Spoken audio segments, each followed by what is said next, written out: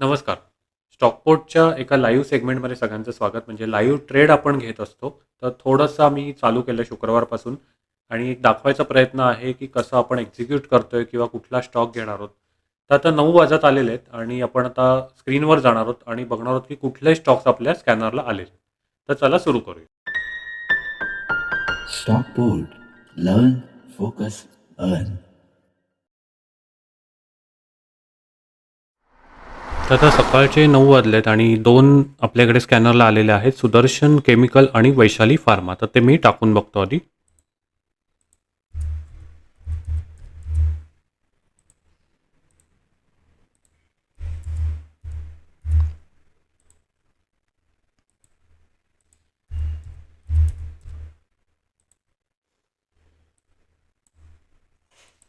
तर आता दोन्ही केसमध्ये बघायचं झालं तर आपल्याकडे पिव्होट पॉईंटसुद्धा आहेत आणि ओव्हरऑल ट्रेंड आहे वैशालीचा. त्यामुळे सध्या मी पिव्होट पॉईंट जस्ट काढून टाकतो आणि ओव्हरऑल फिबोनाची लावायची झाली तर मी इथपासून लावणार आहे. इथपासून खालपर्यंत एक जो काही लोएस्ट पॉईंट असेल तो. त्यामुळे इथपर्यंत आलं.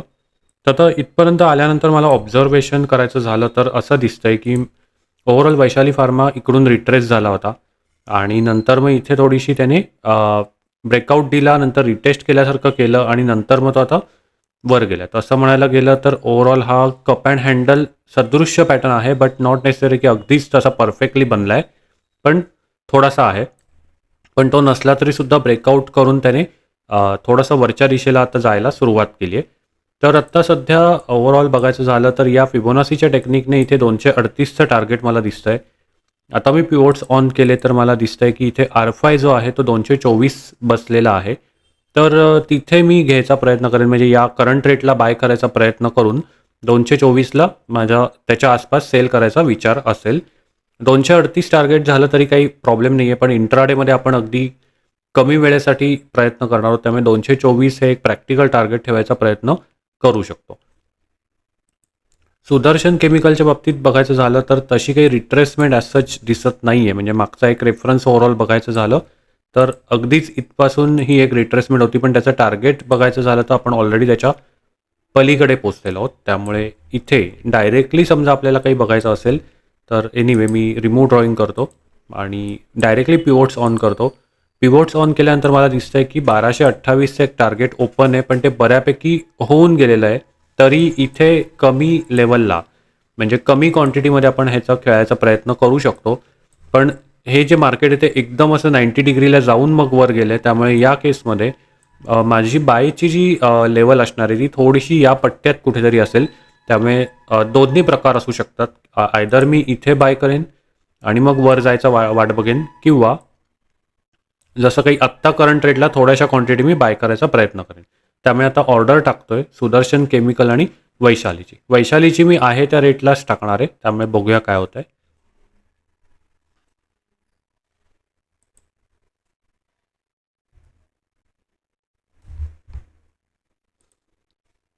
ओके, सो सुदर्शन केमिकलच्या 5 क्वांटिटी मी टाकतोय 1201ला, म्हणजे करंट रेटला. आणि अजून तो खालीसुद्धा जाऊ शकतो, कारण आपण बघितलं की खालूनसुद्धा त्याचं हे होऊ शकतं. त्यामुळे तिथेसुद्धा मी थोडेसे बाय करायला ठेवणार आहे 1175ला. ओके, आता वैशालीची ऑर्डर टाकायची आहे. ओके, वैशाली ASMमध्ये आहे, त्यामुळे कदाचित इंट्राडे ऑर्डर्स त्याला ब्लॉक असतील, पण आपण ट्राय करूया.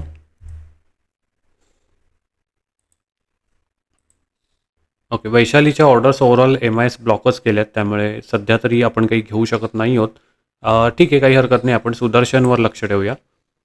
तर आता 9:08 झाली आहेत आणि ओव्हरऑल म्हणजे माझं जे टार्गेट मी ठेवणार होतं 224चं, तर ते अजूनही लांब आहे. म्हणजे इथे मी समजा लाईन ओढली तर मला दिसेल की साधारण इथे आपलं टार्गेट आहे.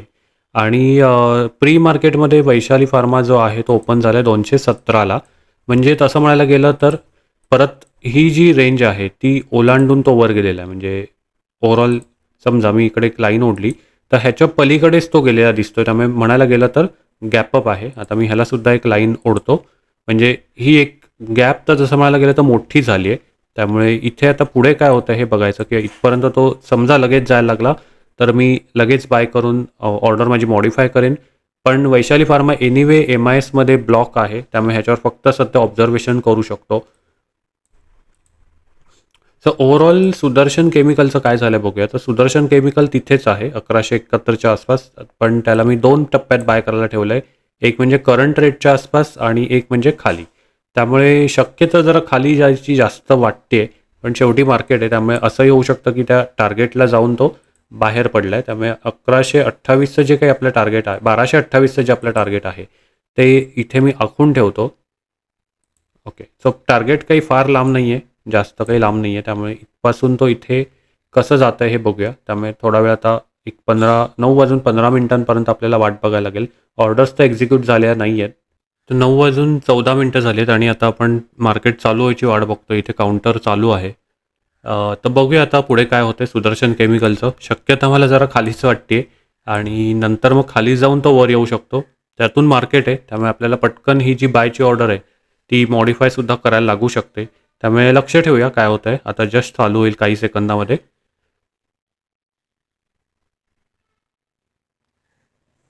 तर 9 वाजून 15 मिनिटं झाली आहेत आणि तो वरवर जातो आहे. सध्या तरी बघूया पहिली कॅन्डल कशी रिॲक्ट होते, कारण अजून टार्गेट लांब आहे. अगदीच दुर्दैव असेल तर पटकन एका कॅन्डलला सुद्धा टार्गेट होऊ शकेल, पण अजूनही मी माझी ऑर्डर मॉडिफाय केलेली नाही आहे. तो वरच जातो आहे. सो अजून तरी मी बाय केलं नाही आहे. Let see. ओके, 71च्या आसपास माझे अर्ध्या क्वांटिटी बायला होत्या. आणि एकीकडे वैशाली फार्माचं नुसतं काय झालं ते तरी बघूया.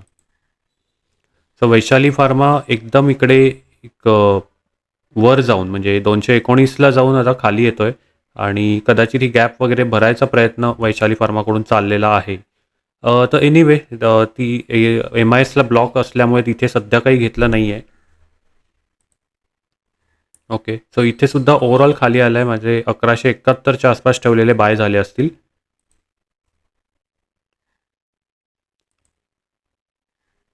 ओके. 1171चे बाय झालेत. अजूनही तो खाली येतोय.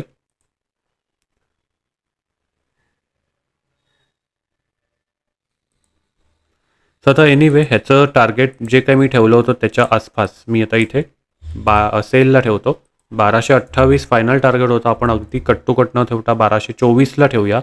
एनिवे मी म्हणजे ॲव्हरेज करायची प्रोव्हिजन ठेवलेली आहे. त्यामुळे लक्ष ठेवूया काय होतं आहे. सो 9 वाजून 18 मिनिटं थोडीशी रिकव्हरी आली आहे. आता इकडे काय आहे की हा एक इंटरनल हाय केलेला आहे त्याने, म्हणजे रेझिस्टन्स क्रिएट केलेला आहे. तो जेव्हा ब्रेक होईल तेव्हा आणखी वर जाण्याची शक्यता नाकारता येत नाही. त्यामुळे इथे जर तो वर गेला तर मी थोड्याशा अजून क्वांटिटी ॲड करेन. ओके, वर गेला आहे, मी पटकन क्वांटिटी ॲड करतो. सो माझं मगासचं जे काय बाईंगचं होतं ते मी पटकन मार्केट रेटलाच बाय करतो उरलेल्या क्वांटिटी.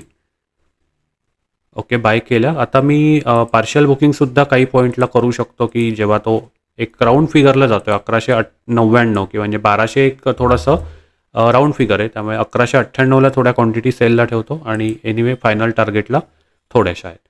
सो 94ला पोचलो आहे आपण आणि इथून जातो आहे. सो एक 1200ची राऊंड फिगर आहे, त्याच्यामुळे इथे एक थोडंसं प्रॉफिट बुकिंग 1200च्या सायकोलॉजिकल लेवलला सुद्धा येऊ शकतं.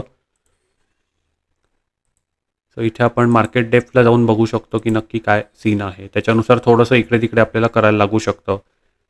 तर बघूया काय होतं आहे. सध्या त्याचा हाय जो आहे तो 1194पर्यंतच गेला आहे, त्यामुळे त्याच्या पलीकडे अजून गेल्या दिसत नाही आहे.